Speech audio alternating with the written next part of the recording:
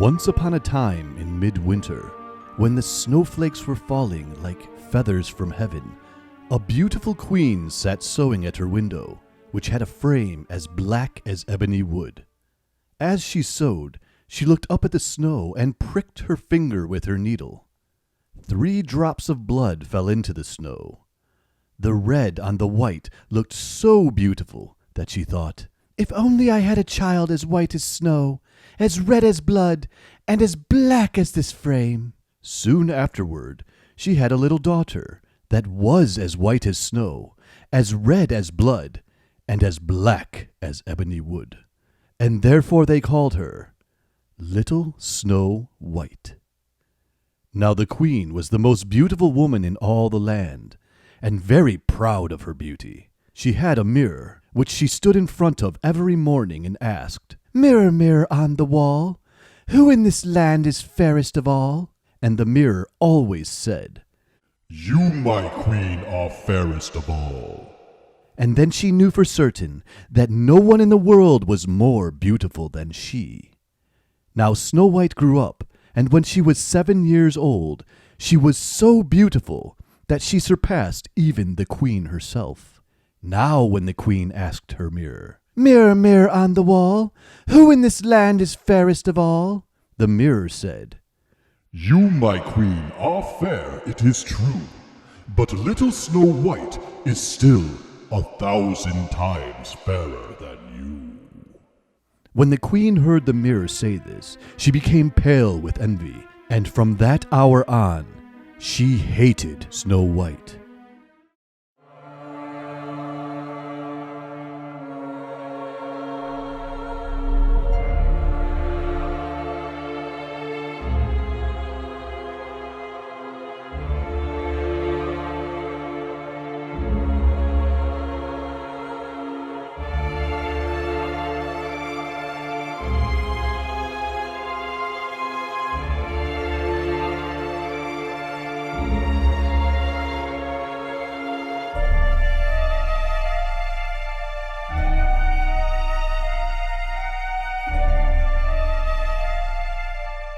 A poor man had 12 children and was forced to work night and day to give them even bread.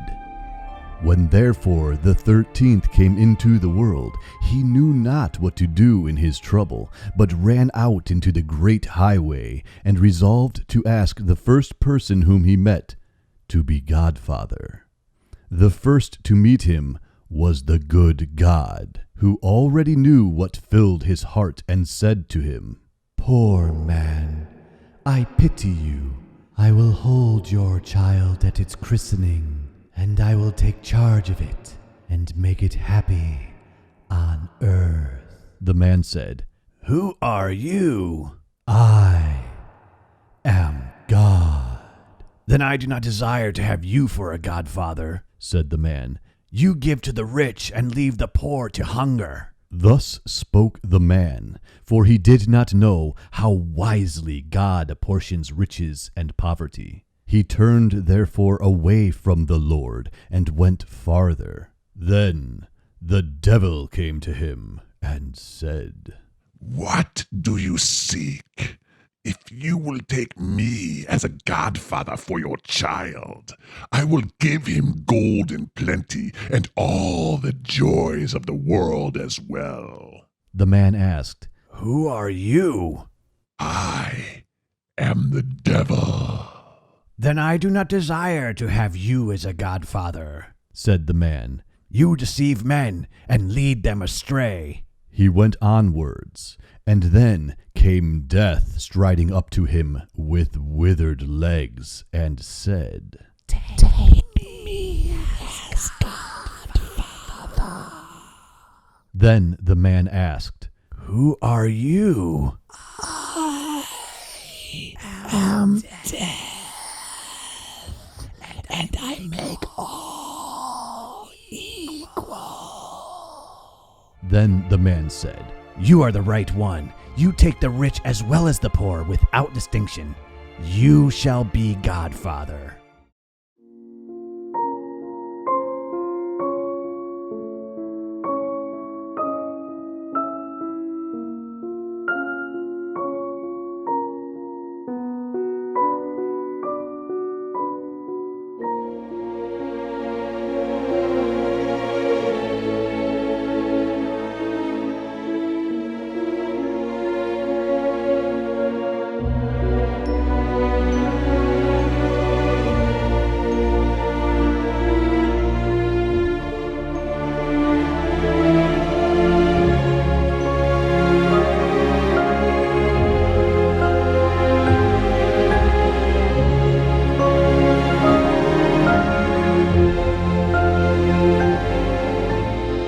a rich man's wife became sick, and when she felt that her end was drawing near, she called her only daughter to her bedside and said, "Dear child, remain pious and good, and then our dear God will always protect you, and I will look down on you from heaven and be near you." With this, she closed her eyes and died. The girl went out to her mother's grave every day and wept, and she remained pious and good. When winter came, the snow spread a white cloth over the grave, and when the spring sun had removed it again, the man took himself another wife. This wife brought 2 daughters into the house with her. They were beautiful, with fair faces, but evil and dark hearts. Times soon grew very bad for the poor stepchild. "Why should that stupid goose sit in the parlor with us? If she wants to eat bread, she should have to earn it. Out with this kitchen maid!" They took her beautiful clothes away from her, dressed her in an old gray smock, and gave her wooden shoes. Now it happened that the king proclaimed a festival that was to last 3 days. All the beautiful young girls in the land were invited, so that his son could select a bride for himself. When the 2 stepsisters heard that they had been invited, they were in high spirits. They called Cinderella, saying, "Comb our hair for us, brush our shoes, and fasten our buckles. We are going to the festival at the king's castle." Cinderella obeyed, but wept, because she too would like to go dance with them. She begged her stepmother to allow her to go. "You, Cinderella," she said, "you all covered with dust and dirt, and you want to go to the festival? You have neither clothes nor shoes, and yet you want to dance?" However, because Cinderella kept asking, the stepmother finally said, "I have scattered a bowl of lentils into the ashes for you. If you can pick them out again in 2 hours, then you may go with us." The girl went through the back door into the garden and called out, "You tame pigeons, you turtle doves, and all you birds beneath the sky, come and help me to gather. The good ones go into the pot, the bad ones go into your crop." 2 white pigeons came in through the kitchen window, and then the turtle doves, and finally all the birds beneath the sky came whirling and swarming in and lit around the ashes. The pigeons nodded their heads and began to pick, pick, pick, pick. And the others also began to pick, pick, pick, pick. They gathered all the good grains into the bowl. Hardly 1 hour had passed before they were finished, and they all flew out again.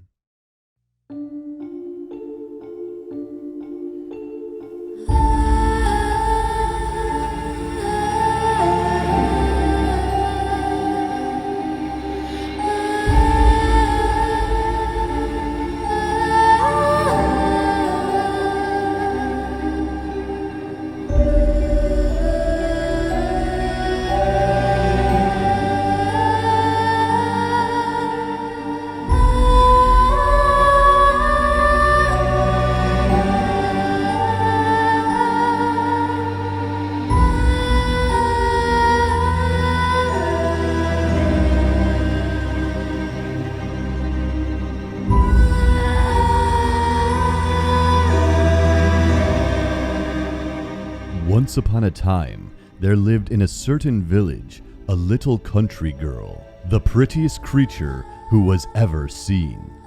Her mother was excessively fond of her, and her grandmother doted on her still more. This good woman had a little Red Riding Hood made for her. It suited the girl so extremely well that everybody called her Little Red Riding Hood. One day, her mother, having had made some bread, said to her, "Go, my dear, and see how your grandmother's doing, for I hear she has been very ill. Take her this bread and this milk." Little Red Riding Hood set out immediately to go to her grandmother, who lived in another village. As she was going through the wood, she met with a wolf, who had a very great mind to eat her up, but he dared not, because of some woodcutters working nearby in the forest. He asked her where she was going. The poor child, who did not know that it was dangerous to stay and talk to a wolf, said to him, "I'm going to see my grandmother and carry her bread and milk from my mother." Which path are you taking? said the wolf. The path of the pins or the path of the needles? "The path of the needles," she replied. So the wolf took the path of the pins and ran as fast as he could. The girl took the path of the needles and the roundabout way, entertaining herself by gathering nuts, running after butterflies, and gathering bouquets of little flowers. It was not long before the wolf arrived at the old woman's house.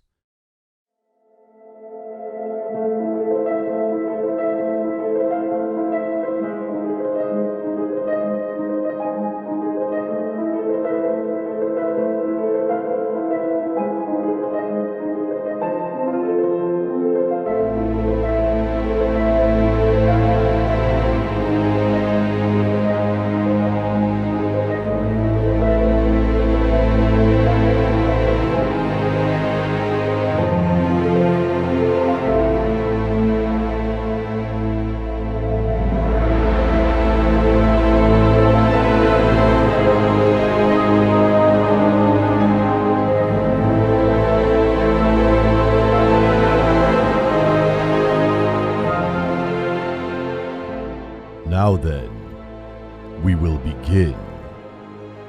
When the story is done, you shall know a great deal more than you do know. He was a terribly bad hobgoblin, a goblin of the very wickedest sort, and in fact, he was the devil himself. One day, the devil was in very good humor because he had just finished a mirror which had this peculiar power.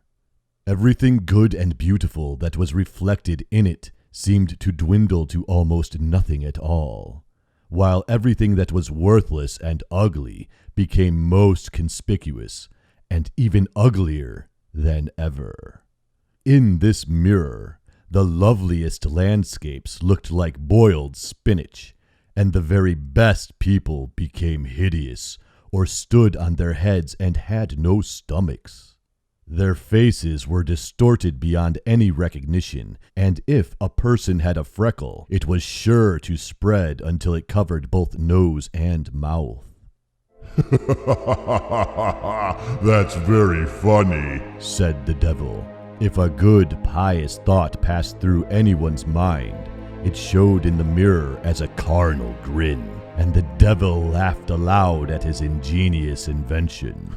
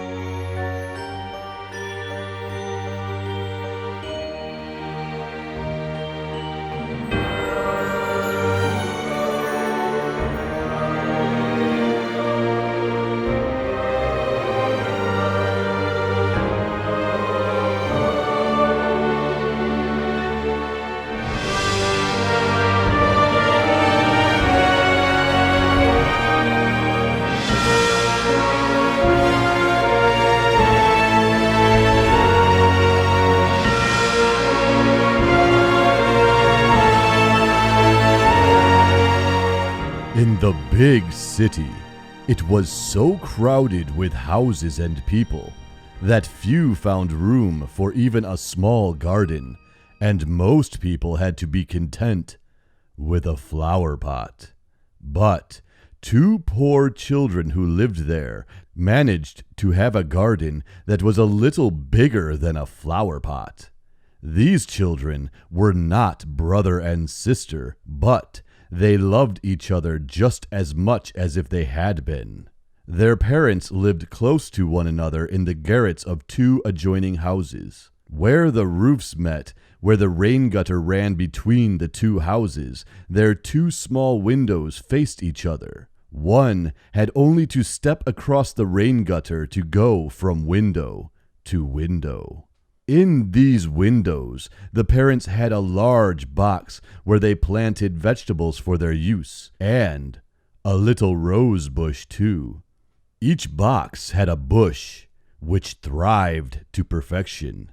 Then it occurred to the parents to put these boxes across the gutter, where they very nearly reached from one window to the other, and looked exactly like 2 walls of flowers. In the square, some of the more adventuresome boys would tie their little sleds on behind the farmers' carts to be pulled along for quite a distance. It was wonderful sport. While the fun was at its height, a big sleigh drove up. It was painted entirely white, and the driver wore a white, shaggy fur coat and a white, shaggy cap. As the sleigh drove twice around the square, Kay quickly hooked his little sled behind it, and down the street they went, faster and faster. The driver turned around in a friendly fashion and nodded to Kay, just as if they were old acquaintances. Every time Kay started to unfasten his little sleigh, its driver nodded again, and Kay held on, even when they drove right out of the town gate. Then the snow began to fall so fast that the boy could not see his hands in front of him as they sped on. He suddenly let go of the slack of the rope in his hands in order to get loose from the big sleigh, but it did no good. His little sled was tied on securely, and they went like the wind. He gave a loud shout, but nobody heard him. The snow whirled and the sleigh flew along. Every now and then it gave a jump, as if it were clearing hedges and ditches. The boy was terror-stricken. He tried to say his prayers, but all he could remember was his multiplication tables. The snowflakes got bigger and bigger until they looked like big white hens. All of a sudden, the curtain of snow parted, and the big sleigh stopped, and the driver stood up. The fur coat and the cap were made of snow, and it was a woman, tall and slender and blinding white. She was the Snow Queen herself. "We have made good time," she said. "Is it possible that you tremble from cold?" She took him up in the sleigh beside her, and as she wrapped the fur about him, he felt as if he were sinking into a snowdrift. "Are you still cold?" she asked, and kissed him on the forehead. Brrr. That kiss was colder than ice. He felt it right down to his heart, half of which was already an icy lump. He felt as if he were dying, but only for a moment. Then he felt quite comfortable and no longer noticed the cold. "My sled! Don't forget my sled!" It was the only thing he thought of. They tied it to one of the white hens, which flew along after them with the sled on its back. The Snow Queen kissed Kay once more, and then he forgot little Gerda and grandmother and all the others at home.